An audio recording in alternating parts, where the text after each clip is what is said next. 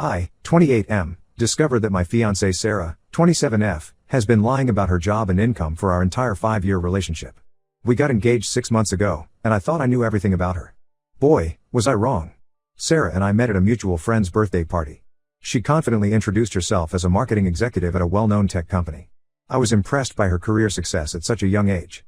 We hit it off immediately, bonding over our shared love for hiking and indie movies. As our relationship progressed, Sarah would often talk about her big projects, important meetings, and work trips. She'd come home late, claiming she had to finish urgent presentations. Sometimes, she'd be away for days, supposedly attending marketing conferences in other cities. I never questioned it because I trusted her completely. I come from a working-class background. My parents run a small grocery store, and I worked hard to put myself through college. I now have a stable job as an accountant at a mid-sized firm. Sarah's supposed high-powered career was something I admired and aspired to. We moved in together after 2 years of dating. We split our rent and expenses 50-50, based on what I thought was her high salary. Sarah always insisted on this arrangement, saying she believed in financial equality in relationships. I thought it was admirable, not realizing I was actually covering most of our living costs. When I proposed 6 months ago, Sarah was overjoyed. We started planning an expensive wedding, thinking we could easily afford it with our combined incomes. Sarah even talked about buying a house in an upscale neighborhood after the wedding. Last week, everything changed. I was helping Sarah's sister Amy, 25F, move into her new apartment. Amy and I have always gotten along well.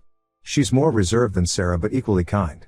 While unpacking a box labeled old photos, I came across several pictures of Sarah working at a small local cafe called The Daily Grind. I asked Amy about it, assuming it was just a part-time job from years ago. Amy looked confused and said, "That's where Sarah still works. She's been a barista there for the last 6 years." I thought Amy was joking at first. I told her that Sarah worked in marketing at a tech company. Amy's eyes widened, and she said, "Oh no, I thought you knew. Sarah's been lying to everyone about her job for years. She even made up fake business cards and a LinkedIn profile. Our parents don't know either." I felt like the ground had disappeared from under my feet. Amy looked horrified, realizing she had just exposed her sister's lie. She begged me not to tell Sarah that she had accidentally revealed the truth. In a daze, I finished helping Amy move and then drove home. My mind was racing, trying to make sense of this revelation. Had our entire relationship been built on a lie? When I got home, Sarah was in the kitchen making dinner. She greeted me with a smile, asking how the move went. I couldn't hold it in anymore.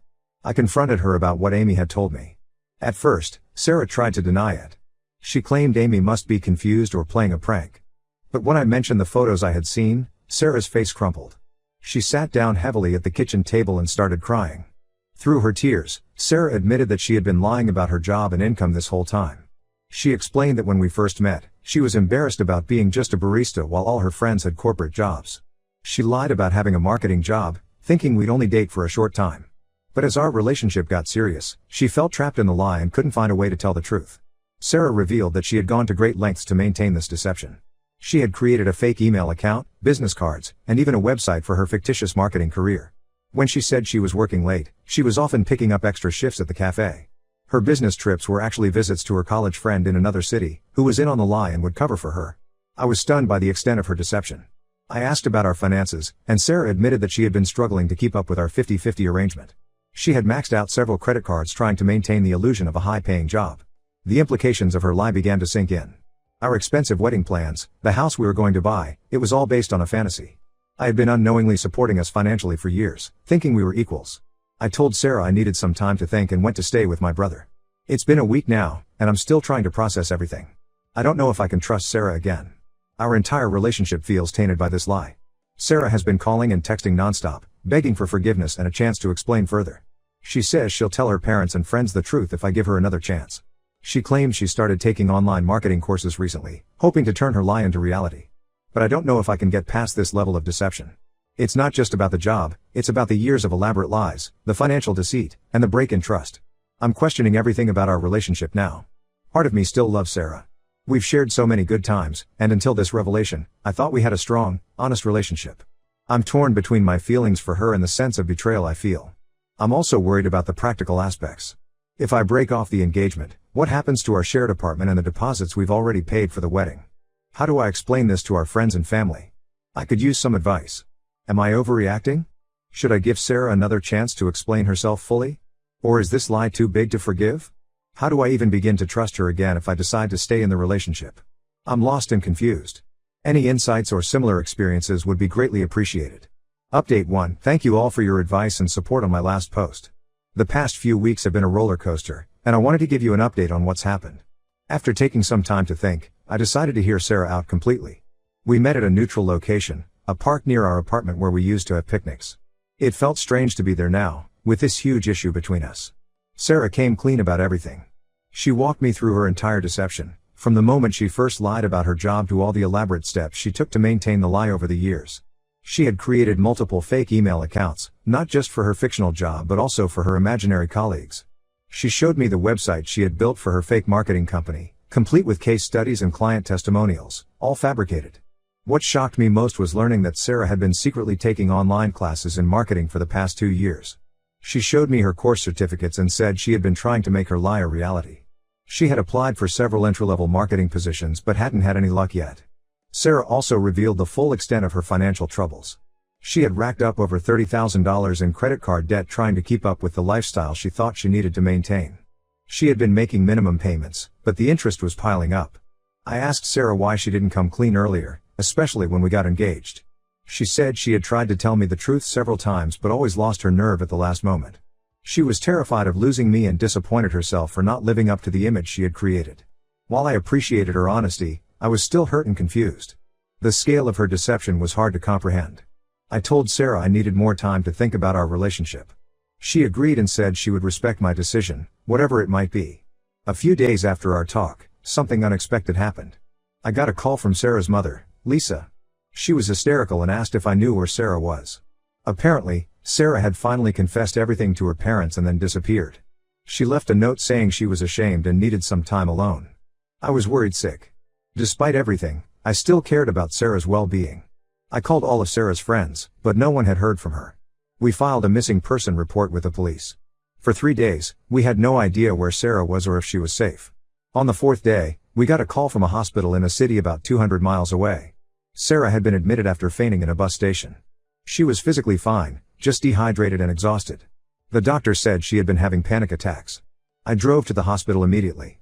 When I saw Sarah, she looked terrible, pale, with dark circles under her eyes. She broke down crying when she saw me. She said she couldn't face everyone after her lies were exposed, so she ran away. She had been sleeping in bus stations and cheap motels, too ashamed to come back. Seeing Sarah in that state made me realize that despite her lies, I still cared about her deeply. I told her that running away wasn't the solution and that we needed to face this together. She agreed to come back home and get help. We're now back in our city. Sarah has moved in with her parents temporarily while she gets therapy. She's also looking for a new job, determined to start fresh with honesty this time. As for our relationship, we're taking things day by day. I've decided to give Sarah another chance, but I've made it clear that it will take time to rebuild trust. We've postponed our wedding indefinitely and are essentially starting our relationship over from scratch. Sarah has been incredibly remorseful and is working hard to make amends. She's told all her friends and extended family the truth about her job and finances. It's been hard for her, but I'm proud of her for facing the consequences of her actions. We're also going to couples therapy to work on our communication and trust issues. It's been eye-opening to realize how much this lie affected every aspect of our relationship. We're learning to be more open and honest with each other, even about small things. Financially, we're working with a debt counselor to figure out how to tackle Sarah's credit card debt. I've agreed to help her, but only if she sticks to a strict budget and continues to be honest about her spending. I know some people might think I'm a fool for giving her another chance, but I believe people can change if they truly want to. Sarah's actions since coming clean have shown me that she's committed to being honest from now on. That said, I'm cautiously optimistic about our future, but I'm also prepared for the possibility that things might not work out. I've made it clear to Sarah that this is her last chance. Any more lies, no matter how small, and I'm done. Thank you all for your support and advice. It's been a difficult few weeks, but I feel like we're slowly moving in the right direction. I'll update again if there are any significant developments. Update 2. I want to thank everyone for their support and advice over the past few months. A lot has changed since my last update, and not all of it for the better. Sarah and I had been working on rebuilding our relationship. She was going to therapy regularly, had come clean to everyone about her lie, and was actively job hunting. Things seemed to be slowly improving between us. We were communicating better, and Sarah was being more open about her feelings and struggles. About a month ago, Sarah got a job as a social media coordinator for a small local business. It wasn't the high-powered marketing career she had fabricated, but it was a start in the right direction. The pay wasn't great, but it was honest work, and Sarah seemed excited about the opportunity to gain real experience in marketing. I was proud of her for securing a legitimate job in marketing. It felt like a positive step forward in our relationship and in Sarah's personal growth. She was working hard, coming home with stories about her day that I knew were real this time. However, last week, I discovered something that has shaken everything up again. I was using Sarah's laptop to print some documents, with her permission, when I noticed an email notification pop up. The subject line caught my eye: monthly payment confirmation. I know I shouldn't have, but given our history, I clicked on it. What I found left me stunned. The email was a receipt for a $5,000 payment to a company called Career Creators. I did some digging and found out that this company specializes in creating fake work histories, complete with websites, phone numbers for references, and even fake pay stubs. I confronted Sarah about this immediately. At first, she tried to deny it, but when I showed her the email, she broke down. She admitted that she had been using this service for years to maintain her lie about her marketing career. The social media coordinator job she recently got? It was real, but she had used the fake work history from Career Creators to get it. Sarah explained that she had been using Career Creators since before we met. When she first signed up for their services, she was desperate and felt stuck in her barista job. She convinced herself it was just a temporary boost to get her foot in the door of the marketing world. Even after coming clean to me and everyone else, Sarah said she couldn't bring herself to delete her fake work history. She was afraid she'd never get a foot in the door in marketing without experience. She swore that now that she had a real marketing job, she was done with the fake history. I was devastated. Just when I thought we were moving past the lies, I discovered an even deeper level of deception. All the progress we had made in rebuilding trust over the past few months felt meaningless in light of this new revelation. Sarah begged me to understand, saying she was terrified of losing this opportunity in marketing. She promised to come clean to her new employers and delete all traces of her fake history. But for me, it was too late. The damage was done. I told Sarah that I couldn't continue our relationship. The lies were too much, too deep, and had gone on for too long. Even if she came clean now, the fact that she had continued to use the fake history after everything we'd been through was something I couldn't get past. Sarah was hysterical, promising to do anything to make it right. But I knew that I would never be able to fully trust her again. Every achievement, every story about work, every new connection she made, I would always wonder if it was based on lies. I moved out of our shared apartment the next day. Sarah's parents, who had been supportive of her after the initial revelation, were shocked and disappointed to learn about this new deception. They've told me they understand my decision to end the relationship. I'm now staying with a friend while I look for a new place. I've called off our engagement for good this time. It hurts, and part of me still loves Sarah, but I know I can never trust her again. The Sarah I fell in love with never really existed. This whole experience has been a harsh lesson in the importance of honesty in relationships. I'm taking some time for myself now, focusing on my own career and personal growth. I'm also planning to get some therapy to work through the trust issues this situation has left me with. Thank you all for your support throughout this difficult time. I hope my story can serve as a cautionary tale about the dangers of living a lie, no matter how small it might seem at first. Update 3: It's been half a year since my last update, and I wanted to share how things have progressed. After ending things with Sarah, I threw myself into my work and personal development. I started seeing a therapist to work through my trust issues, which has been incredibly helpful. We've been exploring why I didn't notice the red flags in my relationship with Sarah and how I can build healthier relationships in the future. I've also picked up some new hobbies. I joined a local hiking group and have been exploring trails in our area every weekend. It's been a great way to clear my head and meet new people. I've also started taking cooking classes, something I always wanted to do but never made time for when I was with Sarah. I've reconnected with old friends I had somewhat neglected during my relationship with Sarah. It's been eye-opening to realize how much I had isolated myself in our relationship. My friends have been incredibly supportive, and it's been healing to rebuild these connections. As for Sarah, I've heard through mutual friends that she did end up confessing to her employers about her fake work history. She lost her job as a result but has since found work at a different cafe.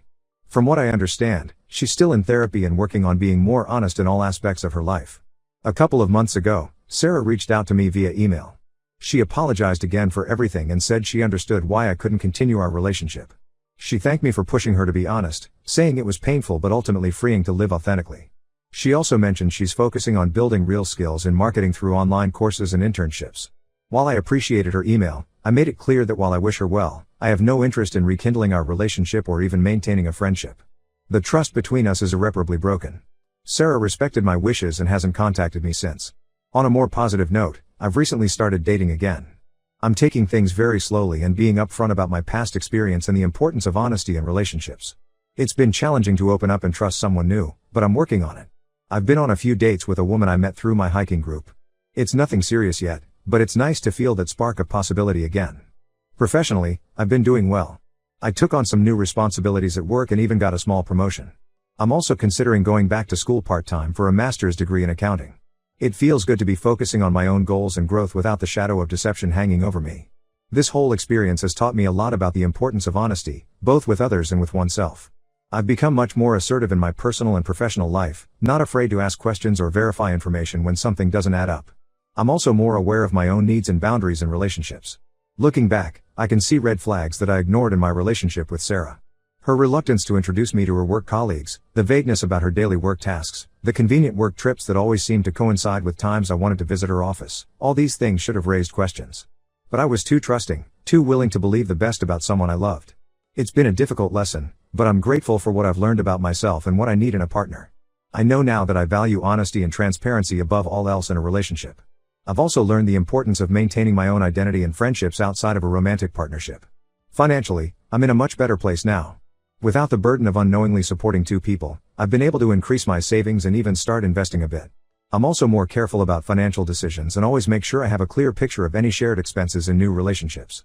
As for our shared apartment and the wedding deposits we lost, it was a financial hit, but I've come to see it as the cost of learning a valuable life lesson. Some of our vendors were understanding and gave partial refunds when we explained the situation. The rest, well, I've made peace with it.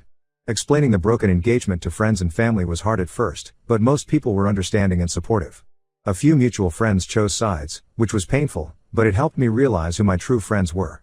To those who might be in a similar situation, wondering if they can trust their partner or if a lie is too big to forgive, I would say this: trust your instincts. If something feels off, it probably is. Don't be afraid to ask questions and seek the truth, even if it might be painful. And remember, you deserve honesty and respect in your relationships. Thank you all for your support throughout this journey. While it's been a challenging year, I'm optimistic about the future and the healthier relationships I'll build moving forward. I'm not glad this happened, but I'm glad for the growth it's led to. Here's to honesty, self-respect, and new beginnings.